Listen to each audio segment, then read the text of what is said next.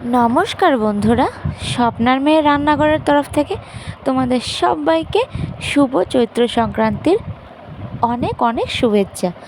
পুরনো বছরটা আজকের দিনে শেষ, তো আবার আমরা শুরু করব নতুন বছর, নতুন কিছু মানুষ, নতুন ভিডিও, নতুন রান্না, সব কিছু নিয়ে। তো আশা করি তোমরা সবাই ভালো আছো আর ভালো থাকতেই হবে, যেহেতু শুভ নববর্ষ। তো সবাইকে আমার চ্যানেলের তরফ থেকে শুভ নববর্ষের আগাম শুভেচ্ছা। সবাই নববর্ষে ভালো থাকো, সবাই সবার বছরটা ভালোভাবে কাটুক, এটাই চাই। ভগবান সবাইকে ভালো রাখুক, সুস্থ রাখুক। তো চলো ভিডিওটা এখন শুরু করা যাক। এই চৈত্র সংক্রান্তিতে আমি কী রান্না করছি। তো তোমরা দেখতে পাচ্ছ আমি কিন্তু স্নান ধান করে চুলায় আগুনটা ধরিয়ে দিয়েছি আর কড়াইটা বসিয়ে রেখেছি। তো আজকে আমি কি রান্না করছি ভিডিওটা স্কিপ না করে অবশ্যই দেখতে থাকো। আমার বাড়িতে চৈত্র সংক্রান্তিতে কি রান্না হয়। তো প্রথমে আমি মুগ ডাল কতগুলো ভেজে নিলাম, আর তারপরে একটা হাঁড়ির মধ্যে জল দিয়ে মুগ ডালগুলোকে সেদ্ধ করার জন্য রেখে দিলাম। আর ওইদিকে দেখো, অন্যদিকে একটা বাটির মধ্যে নিয়ে নিলাম কয়েকটা সিমের বিচি। ওইগুলোকে ভালো করে ধুয়ে লবণ দিয়ে ঘরে এনে গ্যাসের মধ্যে সেদ্ধ করে নেব। তো দেখো, এদিকে ডাল সেদ্ধ হচ্ছে, আর ডাল সেদ্ধ হতে হতে আমি এদিকে বাটাবুটি করার যন্ত্রটা সেরে নিচ্ছি।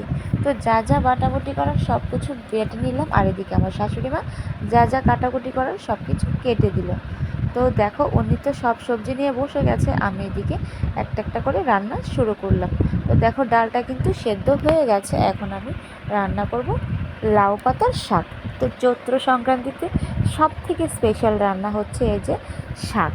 তো সবাই এই সংক্রান্তিতে এই শাকটা আমাদের এখানে রান্না করে। তো তোমরা যদি রান্না করে থাকো অবশ্যই জানিও, আর যারা না করে থাকো তাও কিন্তু জানিও। তো দেখো, আজকে আমি রান্না করছি অনেক কিছু। তো কি রান্না করছি দেখতে থাকো। তো সব সবজি কিন্তু এখানে কাটা হয়ে গেছে। তো লাউ পাতার শাকটা কিন্তু সেদ্ধ হয়ে গেছে। এখন আমি নামিয়ে চুলাতে কড়াইটা বসিয়ে দিলাম, আর কড়াইটা যখন গরম হয়ে গেছে তখন দিয়ে দিলাম কড়াইয়ের মধ্যে 2-4টে শুকনো মরিচ আর 2টা তেজপাতা। তারপরে দিয়ে দিলাম 5 ফোড়ন। আজকে যা রান্না করবো সব কিছু হবে 5 ফোড়নের রান্না। তো তারপরে আমি 5 ফোড়নটা যখন ভাজা হয়ে গেছে তখন দিয়ে দিলাম সেদ্ধ করে শাকের মধ্যে দিয়ে দিলাম লবণ, হলুদ, আর তারপরে দিয়ে দিলাম সেদ্ধ করা ছইয়ের বিচি, মানে ছিমের বিচি। তো আমরা সবাই কিন্তু ছই বলে থাকি, তো সুন্দর করে বলতে গেলে ছিমও বলা যায়। তো দেখো, সব কিছু অনেকটা টাইম নাড়াচাড়া করে ভেজে দিয়ে দিলাম জিরে বাটা। তো জিরে বাটাটা দিয়ে শাকটাকে নামিয়ে নিলাম একটা প্লেটের মধ্যে। তো এই যে দেখো, নামিয়ে নিয়েছি শাক। আর তারপরে আবার চুলায় কড়াইটা ধুয়ে বসিয়ে দিলাম। আবারও দিয়ে দিলাম 2টো শুকনো মরিচ, তেজপাতা আর 5 ফোড়ন। তারপরে দিয়ে দিলাম টমেটো, কুমড়ো, আর দিয়ে দিলাম আম, কয়েকটা ছোট আম। যেহেতু আম এখনও বড় হয়নি, তো তার জন্য ছোট 2টো আম দিয়ে নিয়মটা রক্ষা হলো। এই সংক্রান্তিতে নাকি আমার শ্বশুরবাড়িতে আমের ডাল খায়।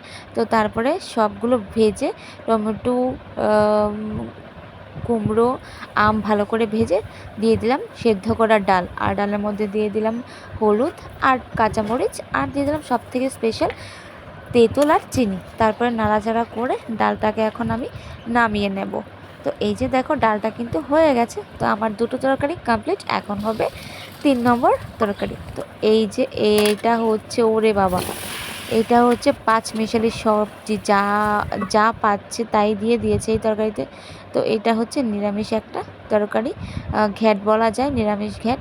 তো এটার রেসিপি তোমাদের দেখালাম না। তো তারপরে আমি এই ঘ্যাটটাকে নামিয়ে আবার কড়াইটা বসিয়ে চুলায় বসিয়ে দিয়েছি। তারপরে আমি কড়াইতে দিয়ে দিলাম তেল, আর তেলের মধ্যে দিয়ে দিলাম ছোটো টুকরো আলু। এই আলুগুলো দিয়ে আজকে আমি রান্না করব ভাজা। তো এই ভাজাটা আমি 3 রকমের সবজি দিয়ে করব। ভেজে নিলাম আলু, তারপরে দিয়ে দিলাম মিষ্টি কুমড়ো, তারপরে দিয়ে দিলাম উচ্ছে। তো 3 রকমের সবজি দিয়ে 1 রকমের ভাজা করব আজকে।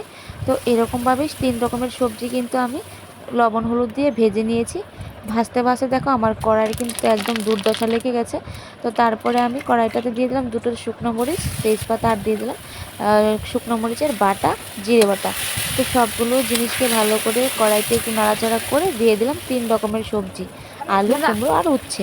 তো সবগুলো সবজিকে একসাথে ভালো করে নাড়াচাড়া করে সুন্দর করে ভেজে নিয়েছি। তারপরে দিয়ে দিলাম অল্প একটু চিনি, আর চিনিটা দিয়ে হালকা একটু নাড়াচাড়া করে ভাজাটাকে নামিয়ে নিলাম। তো এই যে দেখো হয়ে গেল ভাজা। তো আমার 4টে তরকারি কমপ্লিট। আবারও চুলায় কড়াইটা বসিয়ে দিয়েছি, আর কড়াইয়ের মধ্যে দিয়ে দিলাম তেল, আর তেলের মধ্যে দিয়ে দিলাম আলু। আলুগুলোকে লবণ হলুদ দিয়ে আবারও সুন্দর করে ভেজে নিয়েছি। আর এখন আলুগুলো যখন ভাজা হয়ে গেছে তখন আমি দিয়ে দিলাম পটল।